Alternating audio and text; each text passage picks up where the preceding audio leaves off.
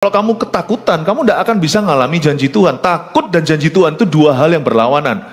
Kita harus memilih hari ini. Kita mau memilih untuk takut atau memilih untuk percaya. Nggak bisa kedua-duanya. Ujung rasa takut, oyot akar dari setiap fear itu selalu condemnation. Nggak mungkin jauh, selalu itu. Apapun rasa takutnya, apapun juga, itu pasti ujungnya adalah tuduhan. Jangan hidup dalam dakwaan setan, jangan hidup dalam suara tuduhan. Ini bisa mati semuanya di dalam sini. Bisikan pesimis versus firman. 6 ayat saja, Kejadian 15 ayat 1 sampai 6. Di sini perjanjian Allah dengan Abram sebelum namanya diganti Abraham, dan janji tentang keturunannya. Ayat pertama, kemudian datanglah firman Tuhan kepada Abram dalam suatu penglihatan. Janganlah takut Abram, akulah perisaimu, upahmu akan sangat besar. Abram menjawab, ya Tuhan Allah, apakah yang akan kau berikan kepadaku? Karena aku akan meninggal dengan tidak mempunyai anak. Dan yang akan mewarisi rumahku ialah Eliezer, orang Damsyik itu. Lagi kata Abram, engkau tidak memberikan kepadaku keturunan sehingga seorang hambaku nanti menjadi ahli warisku. Tetapi datanglah firman Tuhan kepadanya demikian. Orang ini tidak akan menjadi ahli warismu, melainkan anak kandungmu, dialah yang akan menjadi ahli warismu. Lalu Tuhan membawa Abram keluar serta berfirman, coba lihat ke langit, hitunglah bintang-bintang jika engkau dapat menghitungnya. Maka firmannya kepadanya, demikianlah banyaknya nanti keturunanmu. Lalu percayalah Abram kepada Tuhan, maka Tuhan memperhitungkan hal itu kepadanya sebagai kebenaran. Musuh kita tahun ini adalah rasa takut. Saya berani mengatakan bahwa takut itu spirit, karena firman Allah berkata, kamu tidak lagi diperbudak oleh roh ketakutan. Roma 8. Saya nggak ngeroh ya, nggak dikit-dikit itu roh jahat, nggak dikit-dikit itu spirit. Bahkan tidak semua penyakit itu karena spirit. Gaya hidup yang salah juga bisa. Tidak semua kejadian buruk itu karena roh jahat. Roh jahat memang selalu mengambil keuntungan di setiap perkara-perkara buruk di dalam hidup kita, seperti lalat yang suka kotoran. Roh jahat pasti ada andil, tetapi tidak selalu dialah sumber pertama. Tapi takut itu spirit. Dan ujung rasa takut, oyot akar dari setiap fear itu selalu condemnation. Nggak mungkin jauh, selalu itu. Apapun rasa takutnya, apapun juga, itu pasti ujungnya atau pangkalnya adalah tuduhan. Jangan hidup dalam dakwaan setan, jangan hidup dalam suara tuduhan. Ini bisa mati semuanya di dalam sini. Kita lihat sekarang di ayat pertama. Kemudian datanglah firman Tuhan kepada Abram dalam suatu penglihatan. Tuhan tahu bahwa hati Abram takut. Dia waktu tidak mengalami janji Tuhan, setelah sekian lama diberikan, dia mulai bertanya, am I not good enough? Mungkin karena aku tidak cukup bagus. Mungkin tidak cukup baik. Mulailah dia cari-cari kesalahan dalam dirinya. Pasti karena ini, kemarin dulu. Pasti sesuatu yang pernah aku katakan. Takut itu tidak punya fondasi. Dia selalu mencari-cari. Dia selalu mencari dalam segala kondisi situasi apa yang bisa dikambing hitamkan. Baik itu kita, baik itu orang, baik itu diri sendiri maupun orang lain. That's how fear operates. Bagaimana rasa takut itu bekerja dalam diri kita sebelum menjadi penyakit mental segala. Selalu dimulai dengan suatu tuduhan yang tidak bisa kita cerna. Kayak kita makan itu, dan itu makanan tidak bisa kita cerna. Kanji semua, tepung semua. Wah, kita mual. Perut kita mulai menggiling, lambungnya ini menggiling di sini. Nggak enak semua. Makanan sehat dengan makanan yang cepat. Saya kalau makan pizza gitu ya, tepungnya banyak, glutennya semua. Gluten ya. Gluten itu lain lagi, gluten gitu. Kenyangnya itu nggak enak. Kenyangnya itu rasa enek gitu. Takut itu selalu bermula dari takut itu nggak enaknya. Takut itu manifestasinya, tetapi ada sesuatu di dalam sini yang nggak bisa kita cerna secara rohani. Ada suatu tuduhan atau ada suatu dakwaan di dalam jiwa kita. Dan Tuhan tahu bahwa Abram mulai nggak enak. Tuhan tuh baik. Bukankah kita juga kayak gitu setiap kali kalau kita merasa nggak enak gitu, nggak lama setelah itu, nggak usah pakai lama. Tuhan selalu berfirman dalam hidup kita. Hanya kita nggak menganggap itu firmannya, karena kita itu minta firman yang sensasional, yang hai anakku, yang tiba-tiba ada suara di dalam ruangan itu, atau suara audible Tuhan. Jangan tentukan Tuhan harus gimana berfirman, tapi belajar peka tahu ketika dia berfirman kepadamu. Tuhan tuh bisa berfirman kepada Elia yang luar biasa ini, bukan lewat gempa, lewat api, padahal dia itu adalah nabi yang mendatangkan api. Tapi Tuhan bicara lewat sepoi-sepoi basah ketika dia lagi depresi. God speaks to a still small voice. Hembusan yang kalau kita nggak tenang gitu nggak akan kerasa, karena dia bukan badai taufan. Kalau kita lagi naik kapal pesiar lalu anginnya besar, nah itu kerasa lah, rambut kita pun, sanggul pun lepas. Tapi kalau kita sedang berada di satu tempat panas, tapi kalau kita diam gitu, tiba-tiba kita kerasa rambut kecil kita itu seperti diterpa angin. Itu sepoi-sepoi basah. God can speak through ordinary means. Dia bisa bicara melalui hal-hal yang Anda anggap alami, yang biasa, yang tidak signifikan. Jangan Anda tentukan cara Allah berbicara, tapi pandang sumbernya. Kalau itu Tuhan yang ngomong, itu pasti kebenaran. Kita itu kadang-kadang kalau nggak enak sebentar aja langsung firman datang loh. Sadar nggak? Tuhan kita itu nggak tuli, dan Tuhan kita nggak bisu, nggak seperti berhala yang kita sembah buatan tangan manusia. Allah kita tuh tahu kita lagi bergumul apa. Tuhan tuh nggak sejual mahal yang kita kira. Kita baru gundah gulana gelisah, Tuhan udah ngomong sama kita. Hanya karena kita nggak nganggap itu suara Tuhan, kita tolak terus, lalu sakit mental kita. Lalu kita jatuh ke dalam berbagai macam perasaan stres yang nggak perlu, hingga depresi segala. Sebenarnya kalau kita belajar menghargai suara Tuhan terkecil, masalah kita nggak harus menjadi lebih besar. Ya nggak apa-apa, kita latihan lah. Semua kita masih belajar, saya juga. Tuhan tahu Abram mulai nggak enak. Ada sesuatu yang nggak beres di dalam dirinya. Dia berkata, janganlah takut. Do not fear, Abram. Jangan takut. Karena kalau kamu takut, kamu nggak bisa jadi bapak iman. Kalau kamu ketakutan, kamu nggak akan bisa ngalami janji Tuhan. Takut dan janji Tuhan itu dua hal yang berlawanan. Kita harus memilih hari ini. Kita mau memilih untuk takut atau memilih untuk percaya. Nggak bisa kedua-duanya. Satu kaki tidak bisa menginjak dua perahu, pasti kecemplung di tengah-tengah. Iman juga tidak. Iman juga tidak. Firman juga enggak. Tuhan bilang sama Abram bukan sebagai suatu saran, dia bilang sebagai satu perintah. Do not fear, itu sebuah instruksi tegas. Kamu harus tegas sama rasa takutmu seperti aku tegas sama orang yang takut seperti kamu. Jangan takut. Bapak itu maha kasih, tapi dia penuhi bawah. Kamu jangan ngomong sama dirimu sendiri terus, sampai lama-lama gila.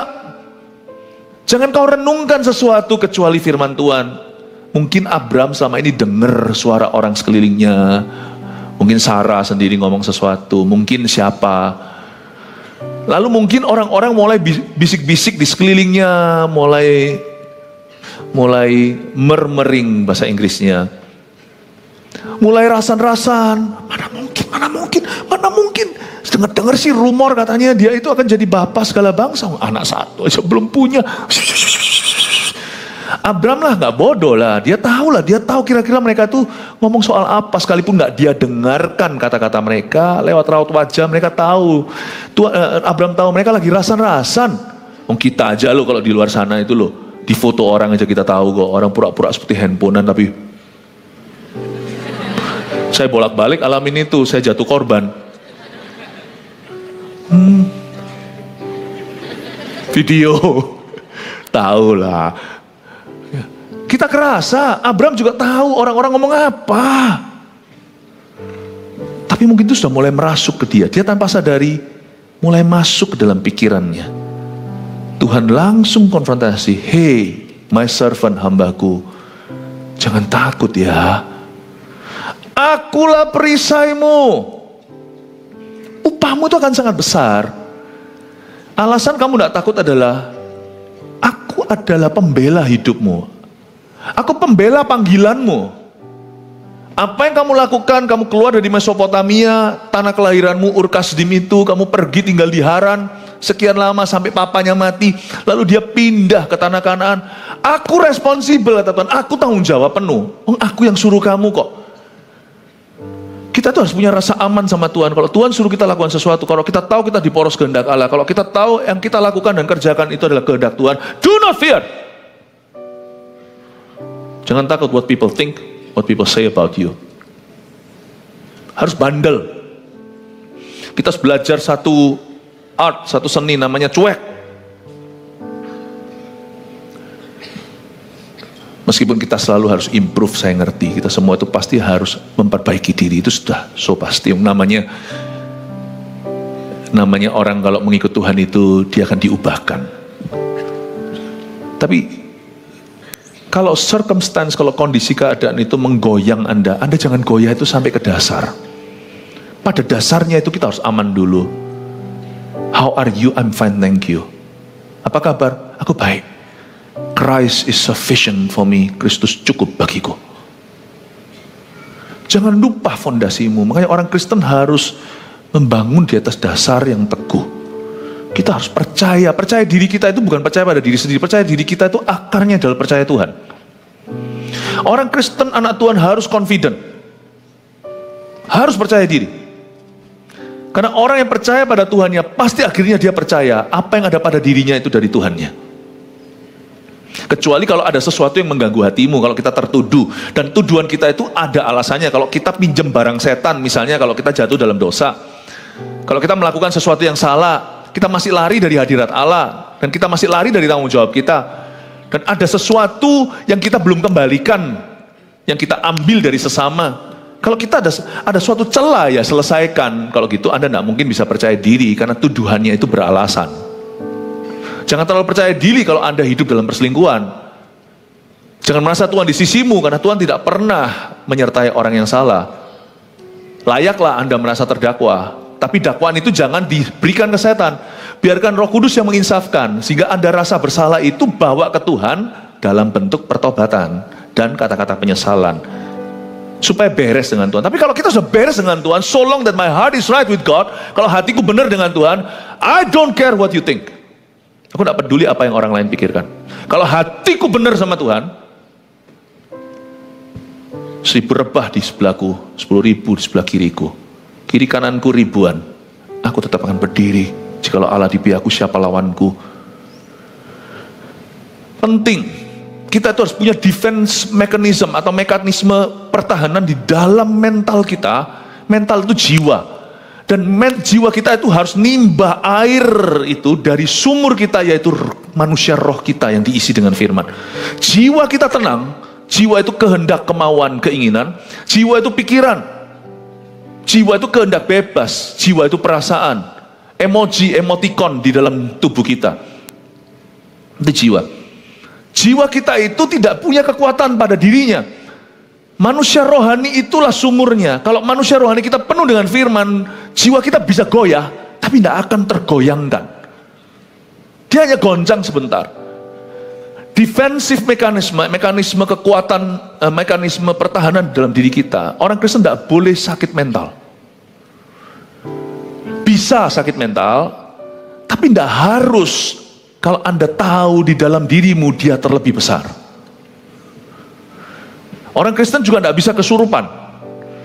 Kita bisa mengalami oppression, demonic oppression. Kalau kita tidak hati-hati, kita betul-betul akan merasa ditekan. Dan itu roh jahat memang yang menekan kita. Lihat orang kalau tertekan, tapi masuk hadirat Allah, tiba-tiba dilepaskan, dia nangis lalu plong hatinya. Tapi orang Kristen, anak Tuhan yang lahir baru, tidak seharusnya mengalami demonic possession atau kesurupan. Kalau sampai di taraf itu berarti parah sekali. Entah sudah main okultisme, udah kepahitan, udah jauh dari Tuhan. Jarang terjadi, seharusnya tidak boleh terjadi. Anak-anak Tuhan juga tidak boleh sampai pada titik kehilangan pegangan, karena jiwanya bisa goyang selama manusia rohnya masih makan firman dan masih dalam urapan. Jiwanya itu akan selalu ditopang dengan tangan yang tidak terlihat, spiritual hand. Tidak harus kita itu sampai putus asa, apalagi sampai bunuh diri. Tahun-tahun ke depan bukan tahun-tahun yang mudah, susah ekonomi, susah ini itu. Tapi kalau kita percaya bahwa tahun ini tahun kemenangan dan tahun berkat, harusnya itu menopang kita dalam kesusahan kita. Itu memberi kita kemampuan untuk bisa menanggulangi masalah dalam rumah tangga. Jangan takut Abraham. I am your shield, I'm that spiritual supernatural hand uplifting you invisibly. Akulah tangan yang tidak kelihatan itu. Aku perisaimu. Itu bukan perisai-perisai. Aku yang membela hidup. I'm the defender of your life, of your faith, of my promise in your life. Akulah pembela hidupmu, imanmu, dan setiap janjiku dalam hidupmu. Tak satu pun akan gugur. Aku garantornya. Saya yang menjamin. Abraham dikasih perasaan mantap. Apa itu zaman ini orang suka ngomong mantap betul, itu apa? Mantul. Pinter ya hari-hari ini orang-orang membuat singkatan-singkatan. Lalu Tuhan sengaja, karena orang kalau takut nggak bisa lihat masa depan. Makanya itu Abraham bilang, kamu nggak boleh takut. Kalau kamu takut, kamu nggak bisa jadi bapak orang beriman. Abraham diberitahu, jangan takut, aku perisaimu. Orang itu berhenti takut kalau lihat Tuhan. Orang berhenti lihat hantu kalau dia lihat Tuhan. Lalu orang yang lihat Tuhan pasti akan melihat ke depan. Gak mungkin, karena Tuhan tidak akan membawa kita ke belakang. Karena itu Tuhan berkata, aku perisaimu, arahkan mata pandangan pada Tuhan, dan siapa memandang Tuhan akan melihat masa depan. Upahmu akan upahmu akan sangat besar. What will happen di depan sana, pikiranmu sudah skenario terburuk. Karena memang sekarang kamu merasa terpuruk. Tapi yang terjadi nanti itu dapat diwakili dengan satu kalimat ini. What will happen to you, bahasa Inggrisnya dulu, is too good to be true, but it's true. It will happen to you. Apa yang terjadi nanti? Yang Anda kira tak mungkin terjadi, kayaknya mimpi kali ya. Mana mungkin hal seperti ini bisa terjadi atas hidupku, itu yang akan terjadi dalam hidupmu. Abraham, kamu memikirkan dan membayangkan yang terburuk. Tuhan berkata, dalam hidupmu, atas hidupmu, aku membayangkan yang terbaik. Dan bukan hanya bayang-bayangan, karena Tuhan tidak ada pertukaran bayangan. Kalau Tuhan membayangkan, itu akan kejadian, itu akan keluaran. Kalau Tuhan sudah membayangkan, itu akan terjadi. Bukankah seluruh dunia alam semesta waktu dia ciptakan, itu Tuhan bayangkan dulu, lalu terjadilah. Kalau manusia bayangkan, itu bisa jadi angan-angan.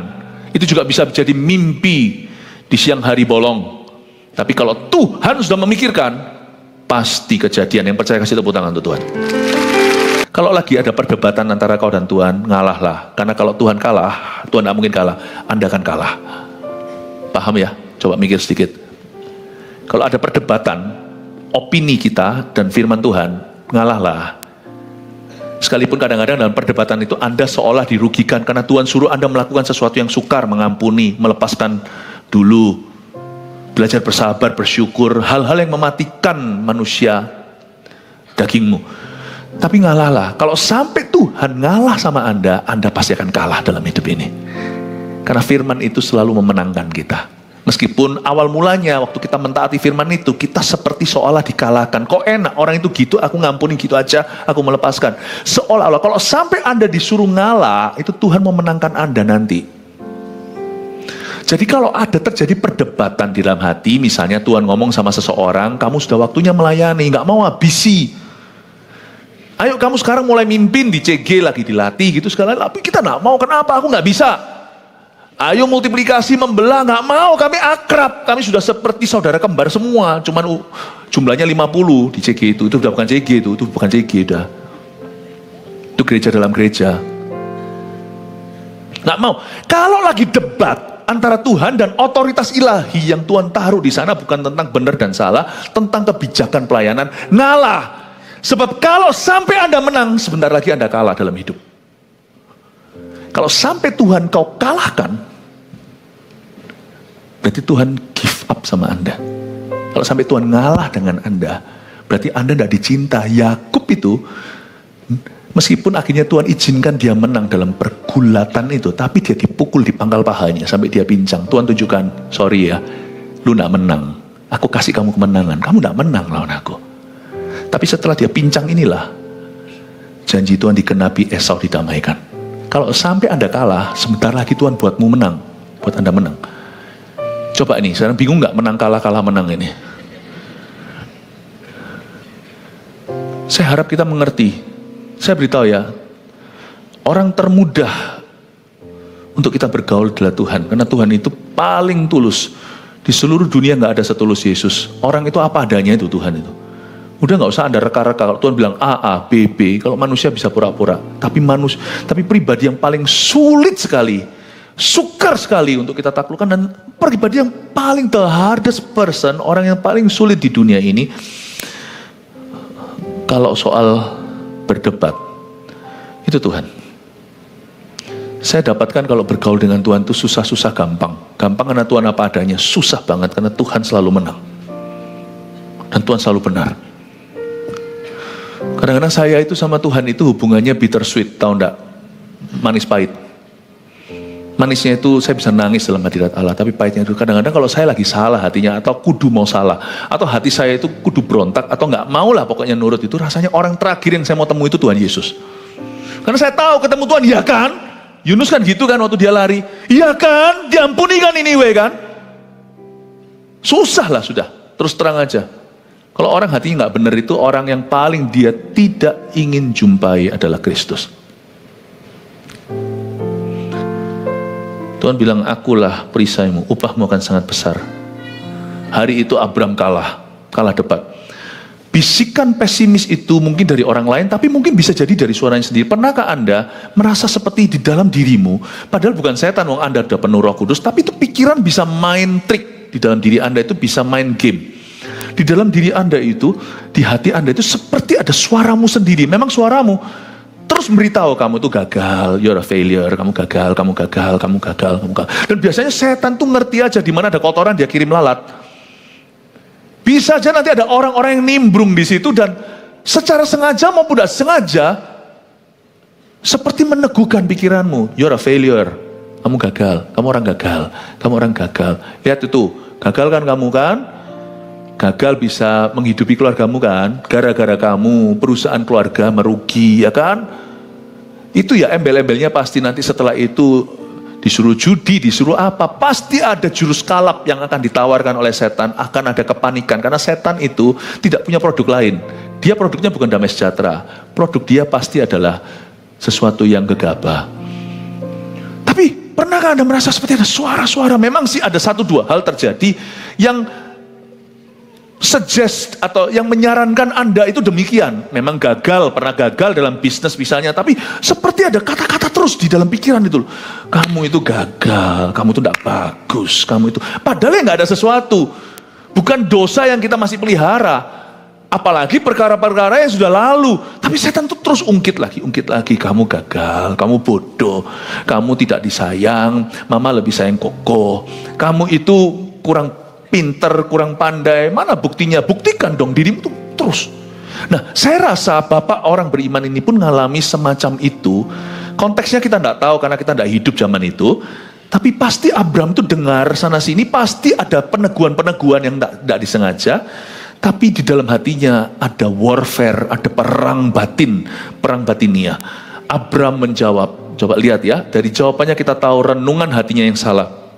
Ya Tuhan Allah, apakah yang akan kau berikan kepadaku? Karena aku akan meninggal.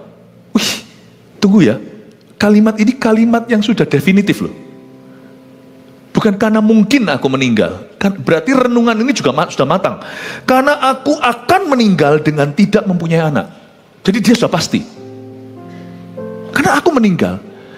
Karena aku akan meninggal dengan tidak punya anak. Dan yang akan mewarisi rumahku ialah Eliezer orang Damsyik itu. Atau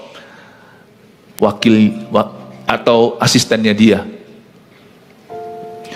Dia berkata, Tuhan, aku meninggal dengan tidak punya anak.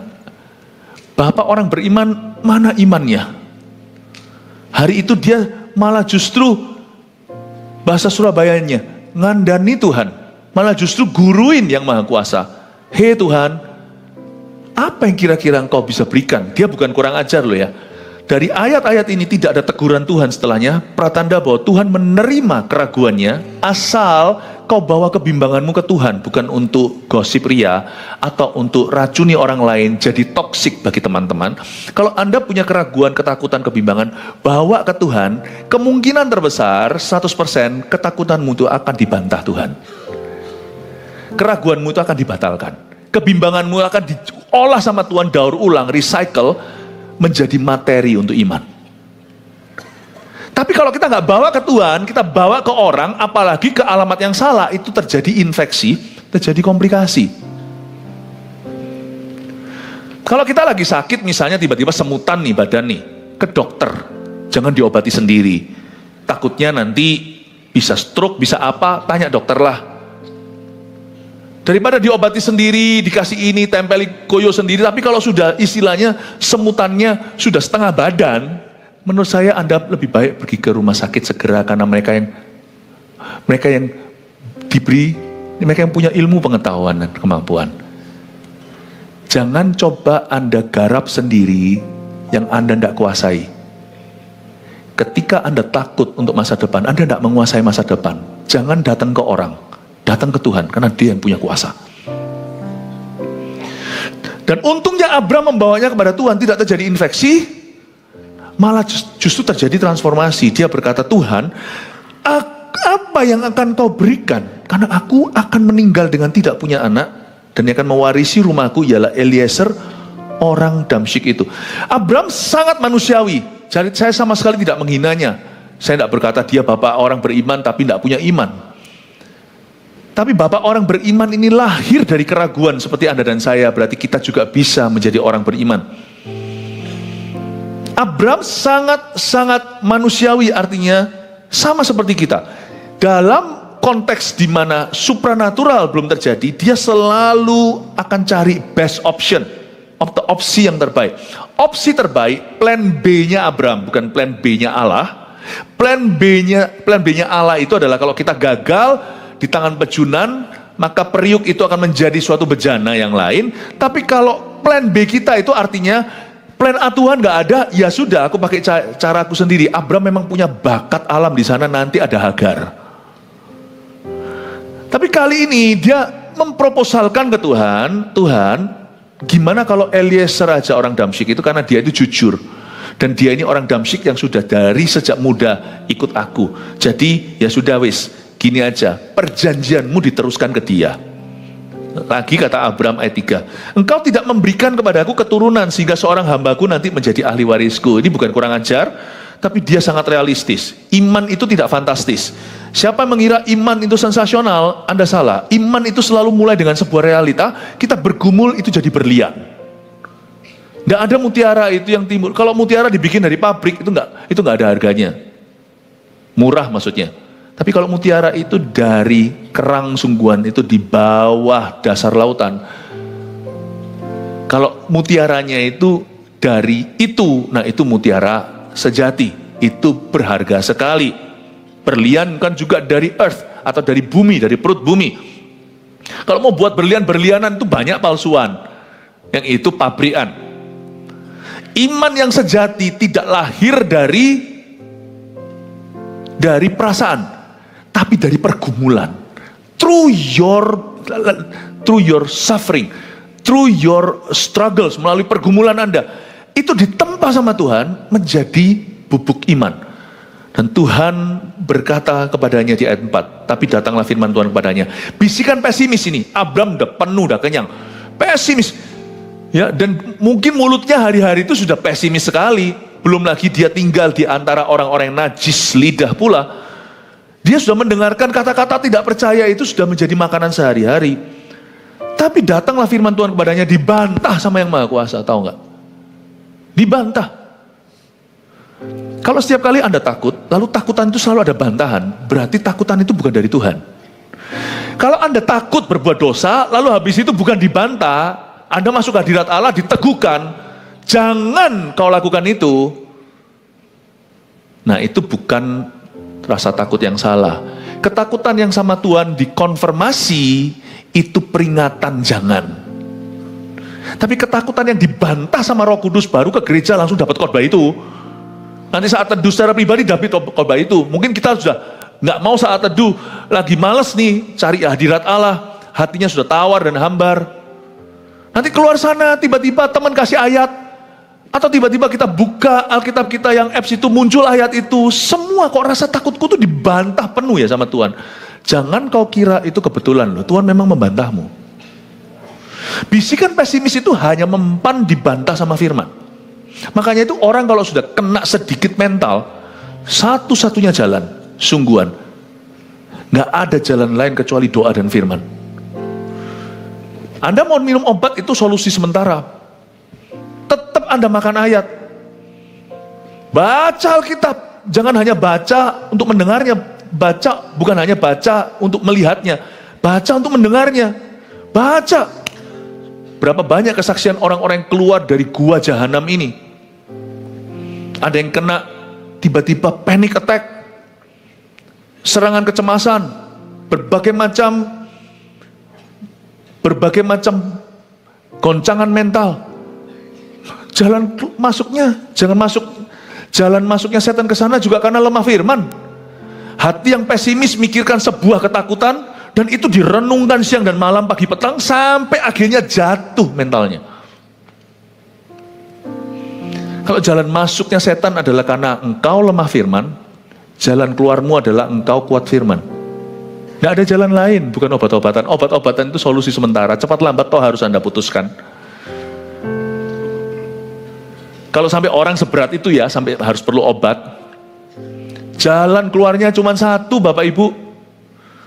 Maka perkataanmu kurenungkan setiap saat, supaya aku kuat menghadapi tantangan. Satu-satunya jalan untuk kita keluar dari gua setan ini, namanya rasa takut ini, atau bisikan pesimis itu yang lama-lama jadi mental, adalah dengan bisikan firman. Takut itu cuma pergi lawan firman, bukan lawan positive thinking. Sungguhan, Anda pakai positive thinking, enggak, langsung jatuh lagi, menit berikutnya Anda depresi. Tapi pakai firman, dia mundur. Setelah mundur dia maju lagi, nanti 2 jam lagi kembali menyerangmu. Tergantung frekuensinya, namanya seperti orang kalau kontraksi mau melahirkan itu. Kalau kontraksinya semakin dekat, itu berarti bayinya sudah hampir lahir. Kalau kontraksinya mulai setiap jam, itu lebih baik segera pack barang-barangmu untuk ke rumah sakit. Orang kira, kenapa aku merenungkan firman tapi kok aku terus cemas? Tadi waktu belum merenungkan firman itu sehari sekali, sekarang setiap jam. Berbahagialah Anda, kelihatannya nampaknya lebih parah, padahal Anda sebentar lagi akan keluar, Anda akan merdeka, sebentar lagi bayi itu, sebentar lagi Anda akan membuahkan hasil, sebentar lagi akan ada kemerdekaan. Ada orang yang perangnya itu kok semakin sengit, padahal aku pakai firman, tadi belum pakai firman, gak seperti ini. Demam berdarah juga begitu, kita orang Indonesia paling tahu, kalau panasnya lagi tinggi-tingginya itu sebentar lagi sudah lewat masa kritisnya. Asal penanganannya tepat loh ya, bukan asal-asalan. Jadi waktu sesuatu nampaknya semakin parah, kalau Anda berada di tangan Allah dan terus percaya, itu enggak semakin parah. Disitulah muslihatnya. Anda sudah mau menang. Lawan dengan firman. Mau baca 10 pasal, 20 pasal, 30 pasal. Jangan suruh orang bacakan. Anda baca sendiri ke telinga sendiri. Sampai Anda bebas. Itu satu-satunya jalan. Bisikan pesimis ini hati-hati. Karena lewat jalur tipis ini, setan bisa mencuri perkara besar di hidupmu. Jangan entertain fear. Nikmati sinda, jangan kau manjakan suara-suara itu. Hubungan bisa rusak karena ini. Dakwaan tuduhan, hubungan bisa hancur karena ini, gereja bisa hancur karena itu, perusahaan bisa hancur karena itu. Kita lihat sekarang di ayat yang mana tadi? Ayat 4 ya. Tapi datanglah firman Tuhan kepadanya demikian, orang ini tidak akan menjadi ahli warismu, melainkan anak kandungmu. Dialah yang akan menjadi ahli warismu. Tuhan itu ingatkan dia. Ini firman bukan firman yang baru. Jadi Tuhan itu ngefur sama kita, dia ngalah. Jadi ada firman-firman yang akan keluar dari hadirat Allah itu bukan firman baru, tapi firman untuk meneguhkan firman sebelumnya. Tuhan itu maha sabar ya. Coba bayangkan ya. Bayangin kalau bos aja di tempat kerja ngomong sekali Anda tidak lakukan, itu Anda dalam bahaya, bisa dipecat juga. Presiden kalau ngomong sekali kan nggak akan 2 kali. Ajudannya diberitahu, tolong ya catat ini. Oh ya, siap. Nggak ada terus ajudannya, maaf Pak Presiden, tadi apa? Dijewer sama ajudan yang lain, keluar aja kamu sama komandannya. Nggak ada, semua tahu, siap. Tuhan itu loh, raja di atas segala raja, mau ngasih firman lagi karena kita terlalu bodoh, kadang-kadang kita terlalu lemah, kita terlalu bebal, kita terlalu lamban. Ayat ini gak harus keluar, tapi Tuhan membawa Abram, tapi datanglah firman Tuhan kepadanya. Demikian, ini kedua kali, firman yang sama. Orang ini, tak ulang ya, kata Tuhan, orang ini tidak akan jadi ahli warismu. Yang akan menjadi ahli warismu, saya tambahi karena memang ayat dalam bahasa Inggrisnya berbunyi begitu, someone from your body, seseorang dari badanmu. Eliezer ini bukan darah dagingmu. Yang nanti jadi ahli warismu itu putramu sendiri, lahir dari Sarah. Tuhan itu kalau ngasih janji spesifik. Jadi kalau fear, pahami ya, bisikan pesimis atau rasa takut, condemnation, dakwaan itu selalu main game, selalu selalu main di sini. Generalisasi. Hati-hati, zaman ini zaman edan, lebih susah. Orang yang main di generalisasi, saya sungguh gak bisa nih, saya bukan bercanda. Generalisasi cenderung jatuh korban di tangan setan. Jangan generalisasi. Kalau Anda marahi bawahan, kalau harus, jangan generalisasi. Generalisasi itu seperti ini. Kamu itu nggak pinter gitu aja. Mengeluarkan kata satunya nggak baik di sini. Loh, kalau memang seseorang itu bodoh, beritahu kebodohannya. Apa, di mana, kapan. Setan nggak bisa banyak ruang ambigu, abu-abu untuk bermain di situ. Tempat bahasa itu kalau peraturannya tidak jelas. Dan kalau kita sudah tegas, itu jalurnya. Dia nggak bisa terlalu improvisasi ke kiri kanan. Hati-hati dengan generalisasi. Masih. Ya. Jadi be careful generalizing your problems. Be specific. Belajar dari Tuhanmu. Dia detail. Dia beritahu, Bram, orang ini bukan ahli warismu, umum. Lalu siapa dong? Anak kandungmu, someone from your body. Seseorang dari badanmu. Dia yang jadi ahli warismu. Sedangkan iman itu selalu spesifikasi. Katakan iman itu selalu spesifikasi. Lihat ya orang kalau beriman ya. Kalau orang mengaku dia percaya Tuhan tapi hidupnya tidak detil ya. Maksudnya detil itu hidupnya itu asal-asalan. Dia tidak tahu talentanya apa segalanya. Kemungkinan besar dia tidak kenal Tuhan sih. Orang yang kenal Tuhan itu jadi spesifik. Semua orang yang kenal Tuhan dalam pelayanan jadi spesialis. Tidak ada yang jadi general. Pasti. Kalau general itu berarti dia adalah orang Kristen halaman luar, pelataran luar. Dia bukan orang Kristen di tempat kudus atau maha kudus. Orang Kristen yang sungguh-sungguh itu berada di tempat yang tepat. Dia tahu panggilannya. Kalau Anda belum tahu, mulai cari tahu. Jangan asal-asalan kita berjemaat. Lihat ya orang Kristen ya. Kalau anak Tuhan kalau mau bergereja, mau bertumbuh, nggak bisa. Gereja penuh. Oh ya udah, aku tak kemana. Kalau dia tahu komitmennya, dia tahu tempat pertumbuhannya. Dia tidak akan asal-asalan loncat sini, loncat sana. Bahkan di tempat ini pun dia hanya datang saja, lalu hanya begitu. Tidak akan. Dia akan tahu tempatnya. Orang yang mau bertumbuh tahu tempatnya.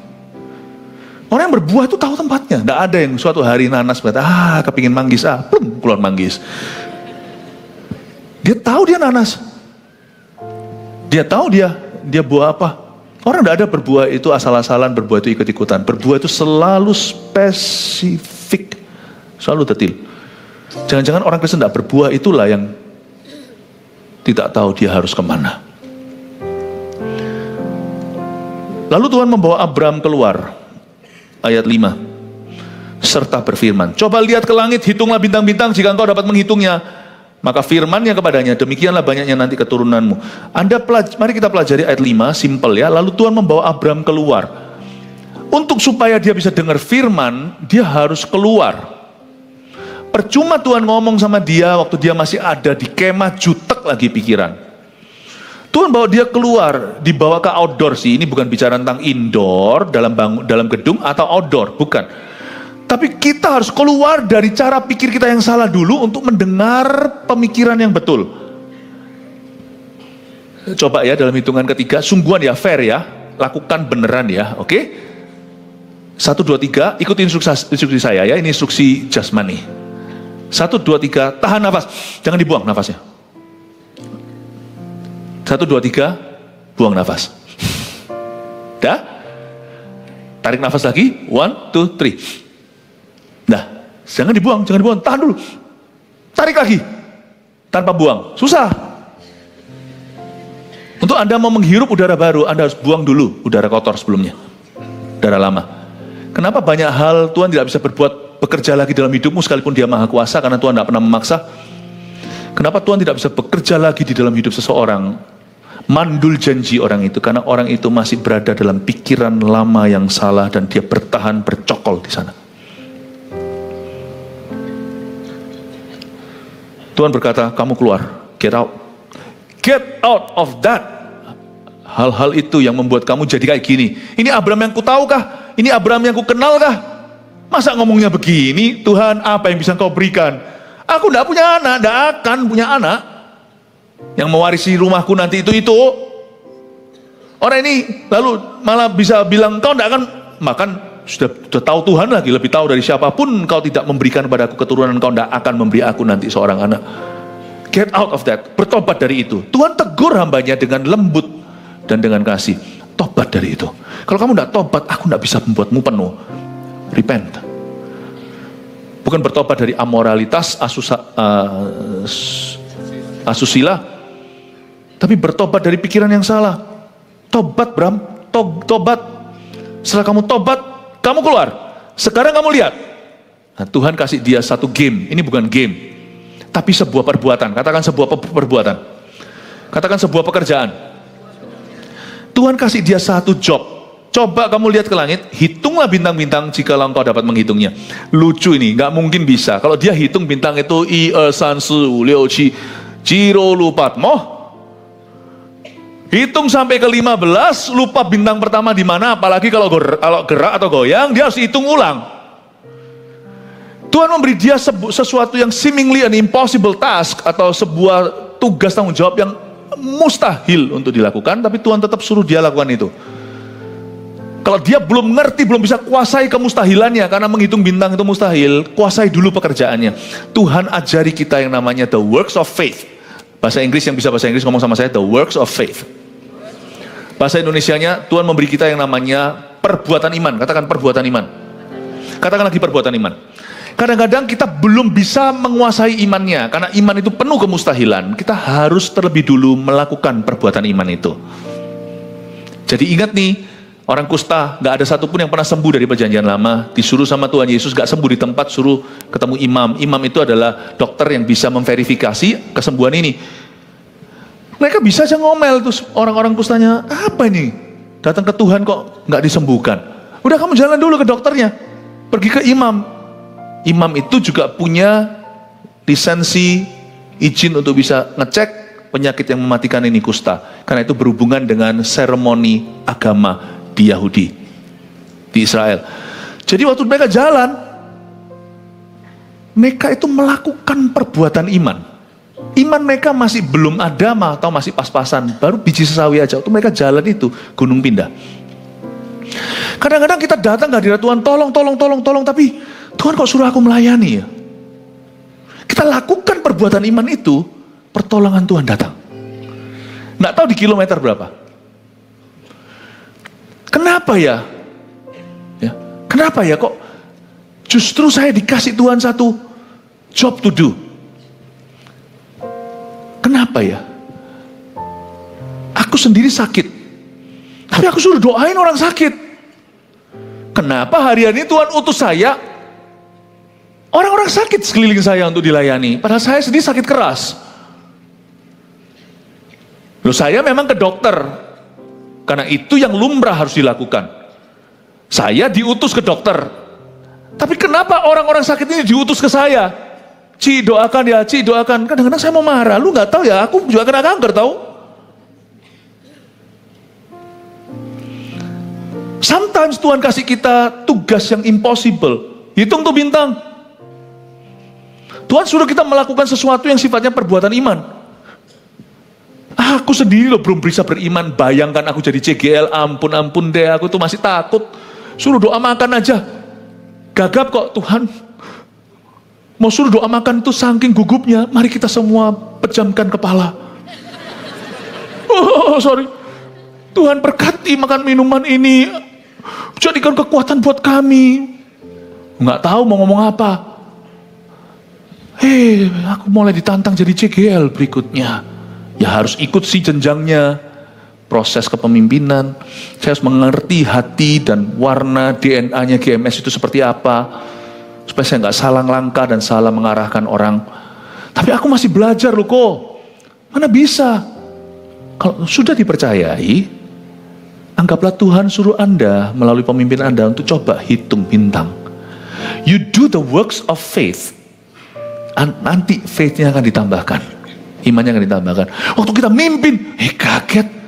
Loh kok bertumbuh? Loh kok orang-orang bertobat? Bukan tobat aku kalau dia lagi yang sharing. Tapi orang-orang sungguh diubahkan. Ada satu couple tiba-tiba gak jadi cerai. Waktu saya dan istri saya akhirnya tuntun dia setelah CG selesai. Kok bisa ya? Aku namanya iman loh. Imannya bertambah. Saya dulu dalam pelayanan juga mulainya gitu. Saya mulainya begitu. Saya mulai dengan waktu pelayanan kelepasan dulu zaman Ungaran. Wih, tiba-tiba saya juga gugup, ini gimana nih? Tiba-tiba ada orang yang kesurupan memukul seorang pelayan Tuhan yang lagi main gitar. Waduh Tuhan, pokoknya I do what I know. Lebih dari itu, apa yang belum ku tahu, kau akan ajarkan aku sambil aku jalan bersamamu. Tuhan suruh kita melakukan perbuatan iman. Justru kalau kita lagi dilanda masalah, jangan kita lari dari pelayanan. Karena itu adalah the works of faith. Pekerjaan-pekerjaan iman yang Tuhan sediakan, perbuatan iman itu membuat akses Anda ke Tuhan dan ke sesama itu tidak pernah tertutup, tidak pernah blocking, ya nggak pernah terblok. Jangan justru kita itu putus ministry.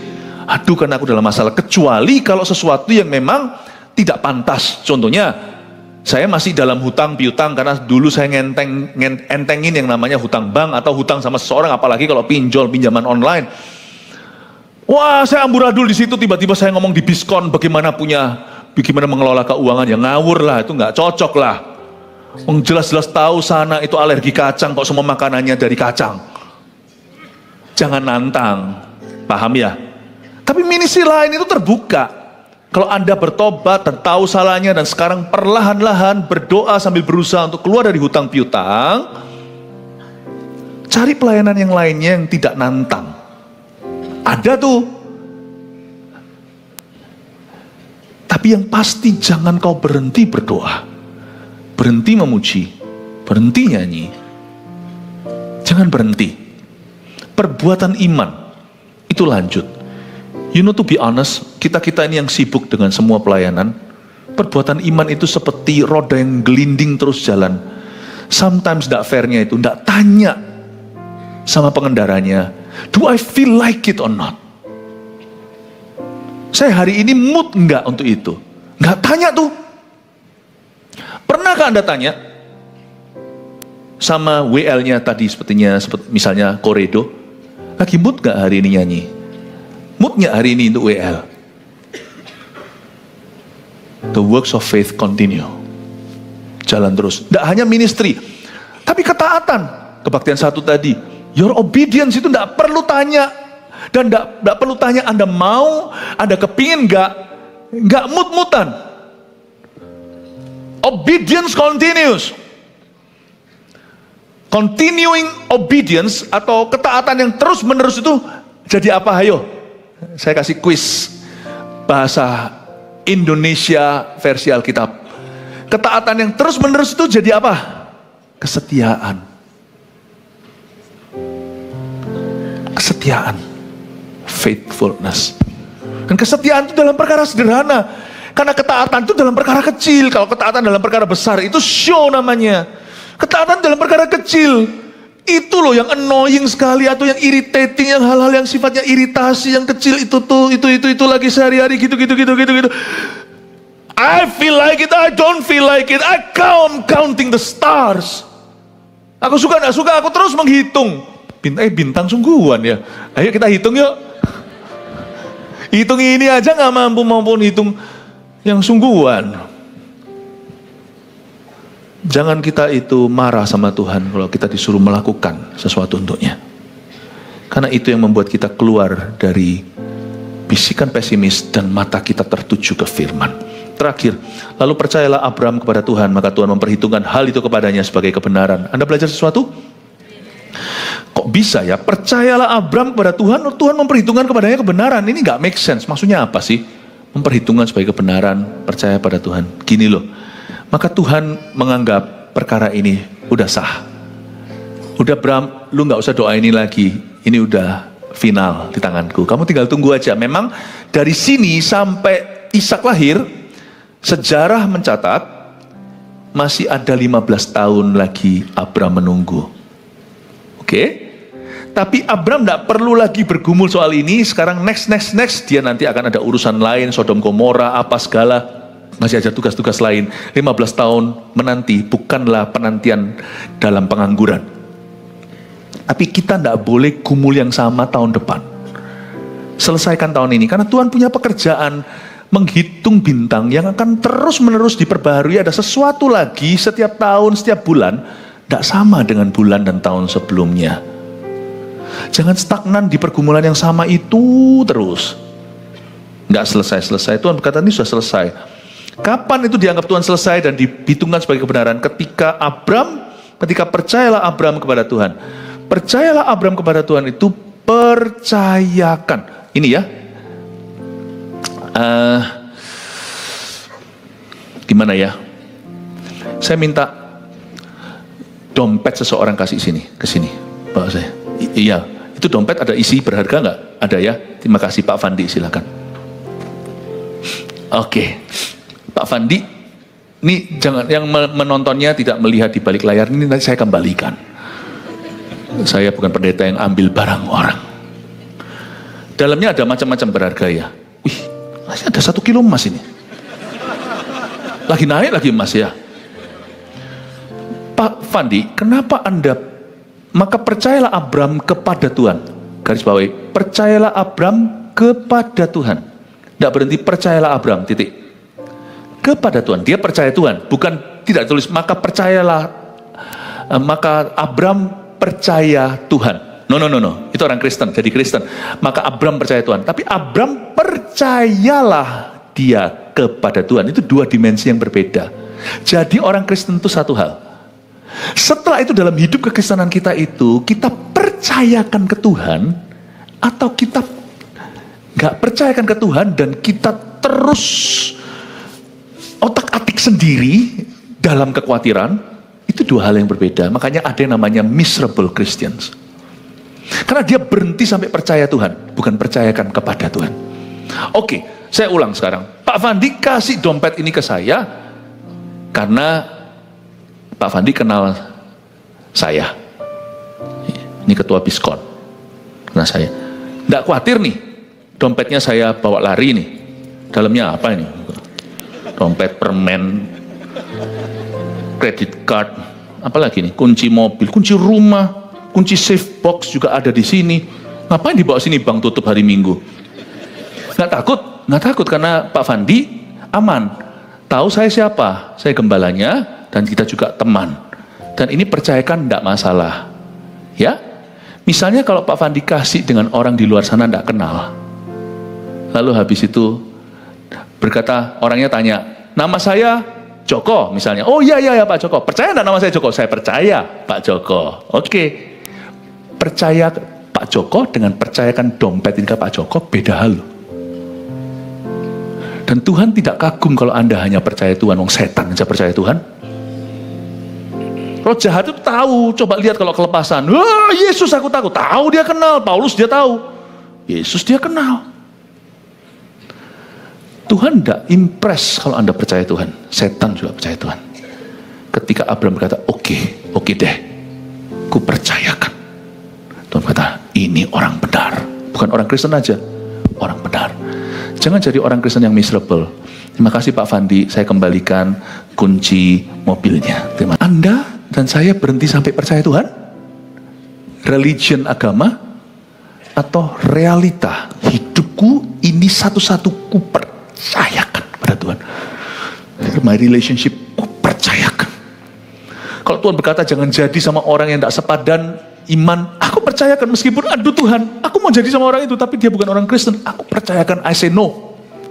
Malah yang perempuan dikejar sama lakinya, jelas-jelas beda agama. No, can you trust your future? Padahal di sini ada aji mumpung sesuatu yang sudah tampani Anda, sesuatu yang sudah tangkap tangan. Can you trust? Di sini bedanya belief dan trust. Belief is easy, belief itu doktrin teologi. Trust itu life. Percayakan. Kalau orang yang percayakan ke Tuhan di sini yang akan mengalami berkat mujizat Allah nantinya. Karena waktu Tuhan berkata sesuatu dalam hidupmu kau percaya, sesuatu akan terjadi. Amin.